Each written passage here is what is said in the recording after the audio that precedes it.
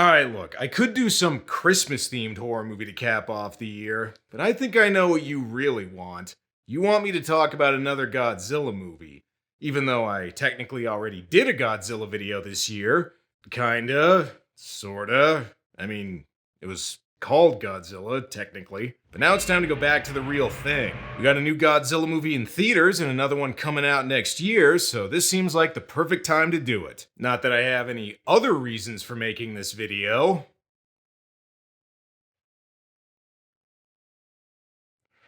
Okay, good. No window ninja threatening to cut my balls off. Now I just gotta worry about this video getting blocked.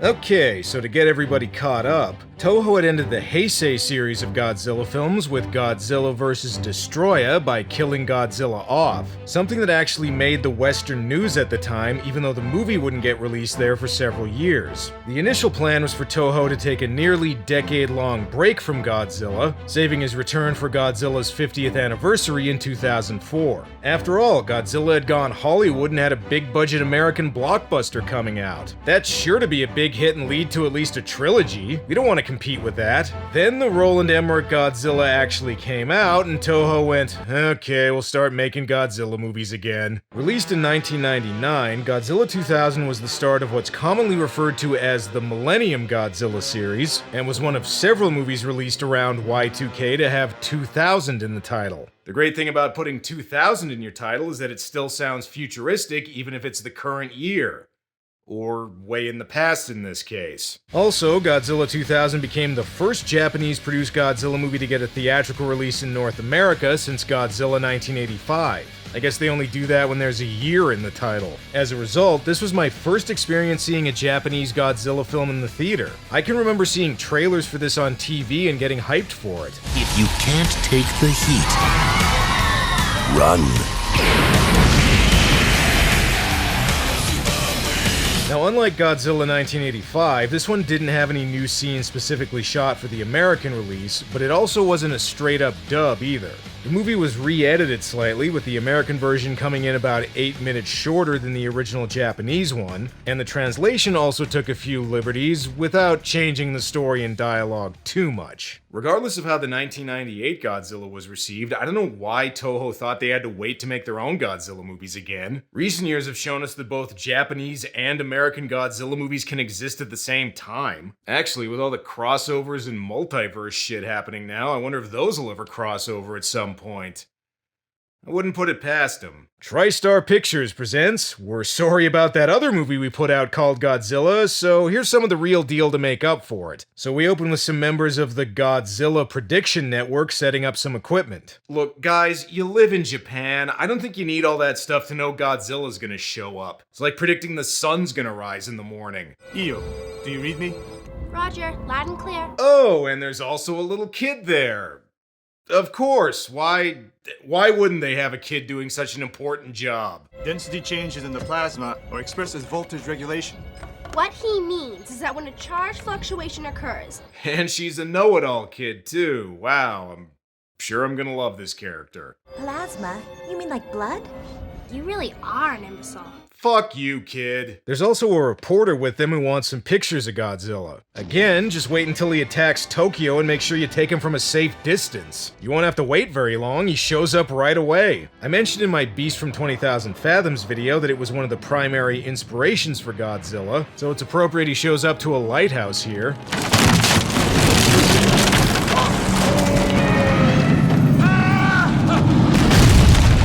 I gotta admit, that is a pretty badass introduction. I mentioned that the American version was altered a little bit, and about the tone of the dubbing here. That damn teriyaki's cold again. You clowns don't like it. There's plenty of other places to eat around here, so shut up or get out. It's definitely one that's got its tongue planted firmly in cheek.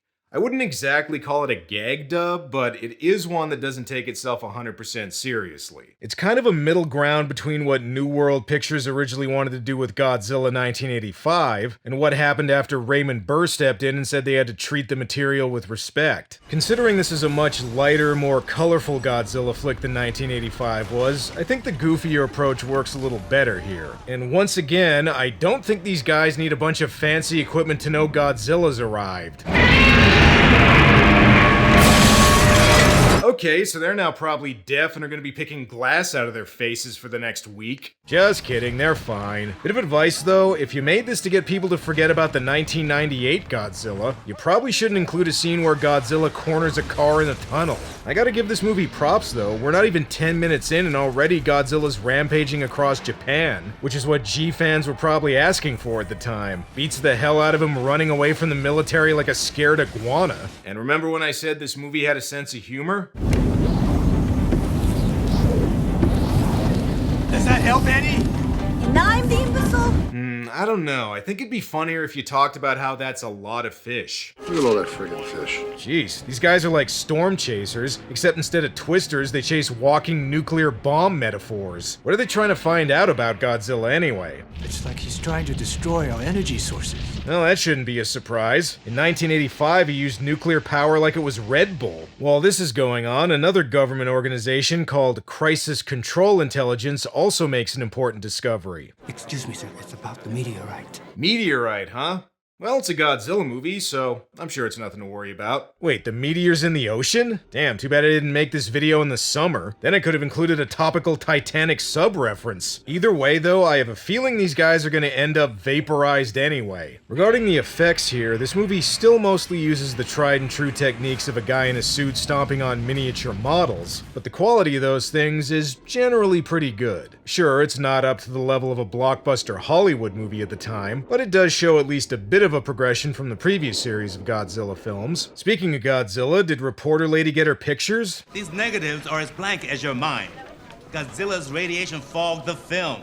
Great, Godzilla destroyed Tokyo and her career. And again, about the dubbing. Not another joyride with those freaks.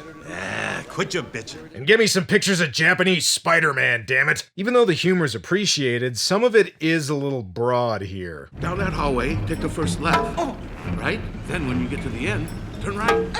Left, then right. And if you were wondering if the goofy 80s family movie soundtrack was in the original Japanese version, no, it isn't. Okay, so the plot is reporter lady wants to join the Godzilla Prediction Network to get more pictures, something. Whatever, it's a 90s Godzilla movie. The human story doesn't matter that much. Now, I mentioned that the practical effects are generally pretty well done here, but this was also the first Godzilla movie to really start to incorporate CGI and digital compositing, and it looks... well, just have a look.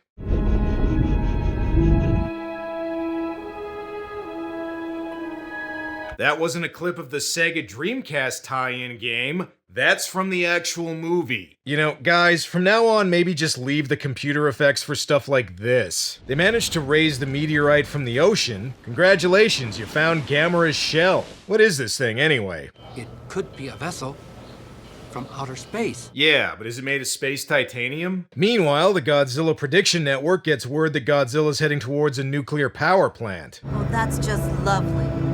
Another Chernobyl. Yeah, thank God there'll never be another nuclear disaster we could reference here. By the way, turns out the head of the GPN has a history with the guy who runs the other agency that's interested in Godzilla. What is this guy's name? Katagiri didn't waste any time. Katagiri? Human bad guy, got it. Basically, prediction guy wants to study Godzilla while the other guy wants to kill him. Godzilla needs to be studied. He's a gold mine of knowledge. And in the meantime, he just levels Tokyo. You know, I hate to say it, but evil government guy does have a bit of a point there. Okay, dude, I just said you had a point. Don't undercut it with an evil laugh, okay? Even if Katagiri does want to kill Godzilla, I don't think tanks are gonna do the trick. They haven't worked in any of the previous movies. It doesn't matter how many you awkwardly green screen in. As we know from experience, When Godzilla's attacked, he advances instead of retreats. Yeah, something tells me that line was a direct shot at the 1998 Godzilla. They've also got a new type of missile that they're going to use against Godzilla, and they've even got some lines from Patton to back it up. I guarantee it'll go through Godzilla like crap through a goose. Yeah, that's great and all, but I think making a robot copy of Godzilla would be a lot more effective. Or whatever, you can save that for one of the later Millennium Godzilla movies. Or two if you feel like it. Once again, the effects in this movie are a real mixed bag. Some of the model work is pretty good, but you also get some really wonky shots like this one where it's painfully obvious the suit actor is in front of a green screen and has just been awkwardly pasted into the background. Also, some of these shots of the helicopters look like they're straight out of a Panasonic 3DO game. This is the first Japanese Godzilla movie where parts of it feel like I'm watching cinematics from a video game. Also, I gotta talk about the Godzilla suit for a little bit here. I know there's G-fans that really love Godzilla's look in this movie, but I gotta say, it's not my favorite. To me, the pinnacle of Godzilla's suit design was reached in the Heisei series. He was intimidating and still had that classic Godzilla look. This overly pointy, spiky design seems like it's trying a little too hard to be late 90s extreme to the max, like he's Bart Simpson Godzilla. Look, he even has frosted purple tips on his spines like he's about to chug some Mountain Dew and listen to No Effects. Don't get me wrong, I don't think it's terrible, but I wouldn't rank this as one of my favorite Godzilla designs.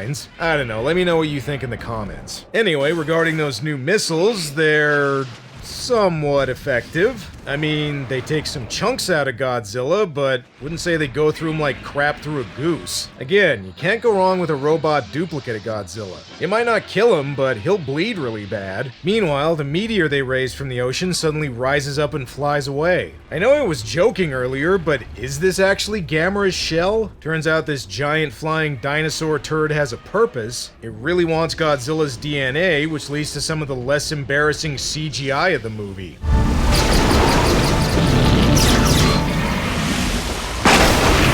Damn, screw the new missiles, they should just use that against Godzilla. Oh, and here's another little nitpick I have with this movie. It changed Godzilla's beam to an orangey red. I know this is just a minor detail, but to me, Godzilla's beam is blue. Also, even though I was kidding earlier, I think this meteor really is made out of space titanium. I'm convinced that this vessel comes from another galaxy. My God, it's just too crazy to believe. Right.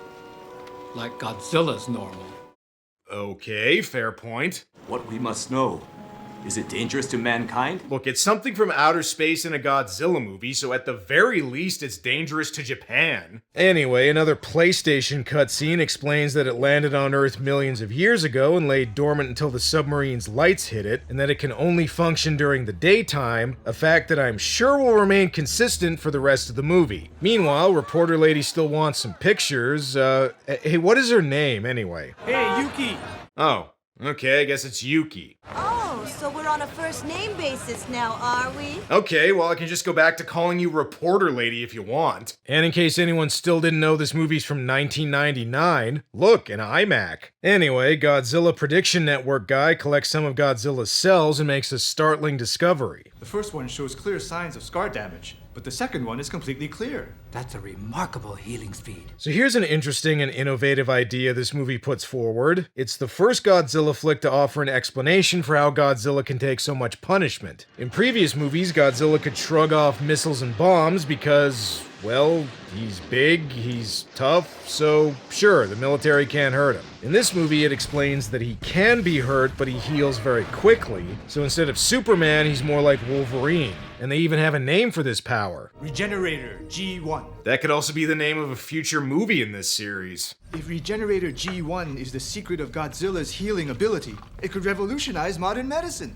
If we could find a way to use it for humans. Then a regular person could level Tokyo. Oh, right, the meteor. Eventually, the sun hits it, causing someone to violently shake it in Adobe After Effects. It also sheds the last bit of rock covering, and I think I figured it out. This thing came all the way from the planet PlayStation 2. Let's see, Dreamcast, 3DO, PlayStation...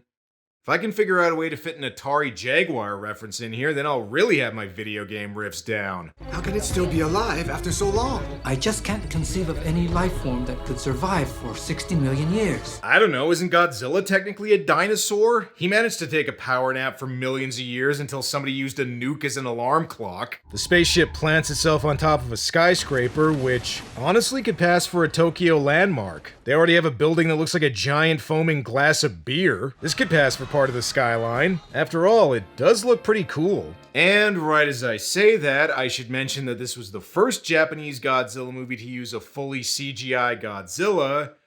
And again, just take a look.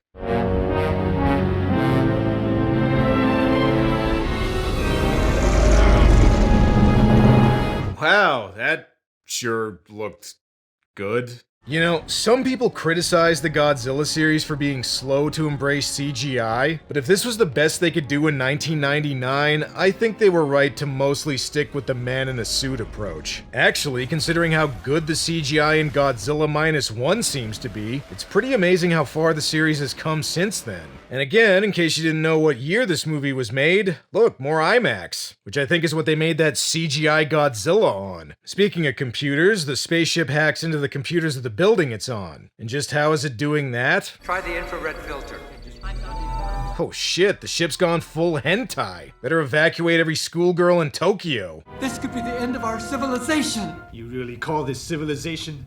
Anything we don't understand, we try to destroy. Yeah, that's a very touching sentiment, but for real though, you are gonna have to destroy this thing. Anyway, Katagiri decides to blow up the building the spaceship's on with some bombs, but oh no, reporter lady's still inside. They gotta go get her, but how are they gonna get inside the building?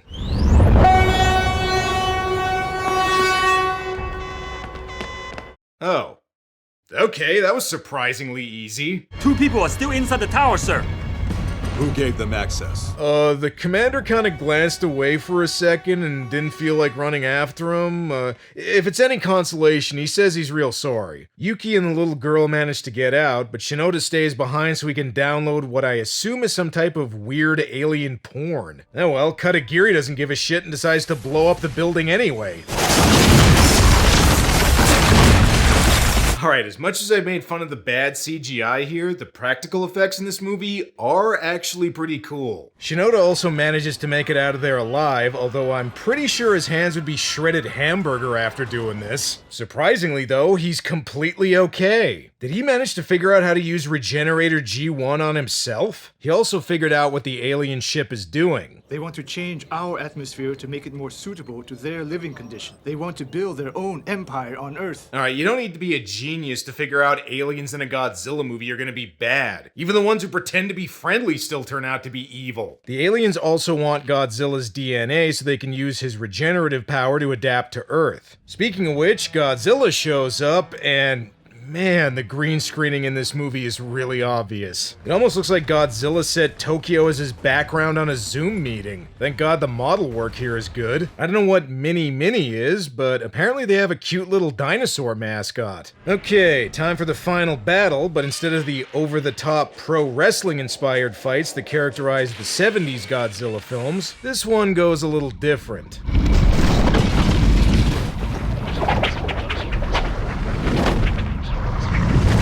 Oh shit, this is giving Godzilla some real Biollante flashbacks. Except, wait, this one isn't in continuity with that movie, so probably not actually. Oh well, like the trailer said, if you can't stand the heat, run. That was pretty badass, but it can't compare to what Godzilla does next.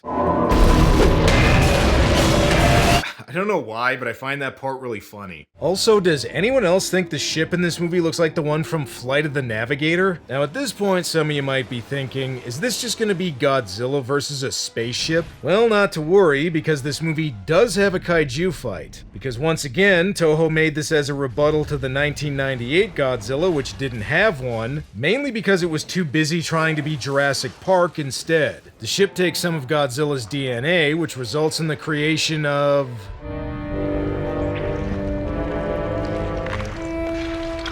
a weird CGI jellyfish thingy. You know what? Maybe they should just go back to having him fight the spaceship. Just kidding, this thing doesn't last long. Instead, it uses Godzilla's DNA to transform into a monster called Orga, although they never actually call it that in the movie. Orga's a decent monster. He's not particularly memorable, but I appreciate that they tried to go beyond the typical guy in a suit design and made him bulkier with bigger arms. And thankfully, the long arms here are more convincing than Kong's were in King Kong vs. Godzilla. The downside to the bulky suit is that he's not particularly mobile, but he does have some other tricks up his sleeve.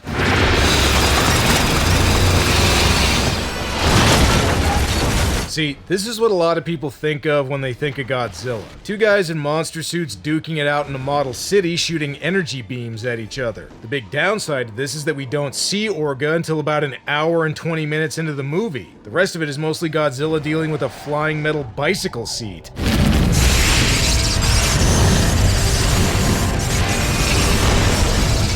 And now I guess that's gone. Even though his ship's exploded, Orga still isn't done with Godzilla. He's trying to become a Godzilla clone. No, don't do that. Godzilla's already fought enough of those. And all this seems to have done is given Orga a weird CGI filter. Alright, you know what, Godzilla? Time to take care of this guy once and for all.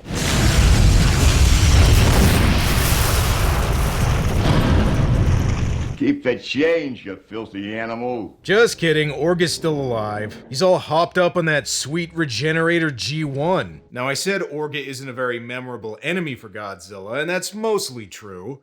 But he does do one thing that's memorable. Okay, this is pretty weird, but thankfully Godzilla has a foolproof plan of sticking his head directly into Orga's mouth.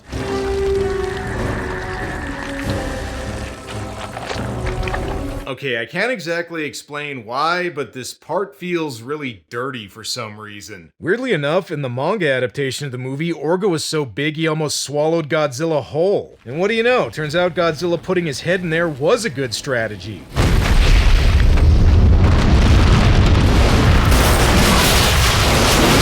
Yeah, that's right. Nobody fucks with the king. And so, Tokyo is saved. Kinda. But wait, we can't end the movie just yet. First, we need another awesome moment for the trailer. Godzilla goes up to Katagiri, which leads to one of the best moments in Godzilla movie history. Godzilla! Yeah, that's right up there with Godzilla blasting that World War II vet from Godzilla vs. King Ghidorah. That would be a good place to end it, but they gotta leave on some pseudo-philosophical stuff. We scientists produced this monster, and ever since, we tried to destroy him. But then why? Why does he keep protecting us? Perhaps the real Godzilla is in here. Maybe because Godzilla is inside each one of us. Alright, dude, I was kidding. That makes no sense. Also, I don't think he's protecting you. He probably just killed Orga because he wanted to level Tokyo all by himself. So that's Godzilla 2000, and this was definitely a more authentic Godzilla experience than the 1998 American one. But how does it compare to other movies in the series? To me, this is a textbook example of a mid-level Godzilla flick. It's enjoyable, the tone is relatively light without being as goofy and childish as some of the 70s entries, but I wouldn't count it as one of the best Godzilla flicks. Godzilla shows up right away and does what he does best, namely stomp Tokyo, which would have been a nice palate cleanser after the 1998 American one. On the downside, Orga is an okay but pretty unremarkable enemy for Godzilla, and we don't even get to see him until the last 15 minutes of the movie. Not to mention, the early attempts to incorporate CGI here are extremely awkward and dated. I know people like to poke fun at the man in a suit approach, but I'd take that over this any day. Overall, the fact that this isn't reliant on previous continuity, combined with the light but not too goofy tone, makes this a pretty good starter movie for people who are looking to get into Godzilla, but I wouldn't put it up there with the best. Despite being promoted pretty heavily, Godzilla 2000 underperformed at the North American box office, and as a result, a Japanese Godzilla film wouldn't get a theatrical release there again until Shin Godzilla in 2016. Although considering how well Godzilla Minus One did in North America, maybe that means any future Japanese Godzilla flicks will get wide theatrical releases here too. So there you go, I did another Godzilla movie, and it's my last video of the year, so I'll see y'all in 2024. Well, that's all for now. Until next You guys saw that, right?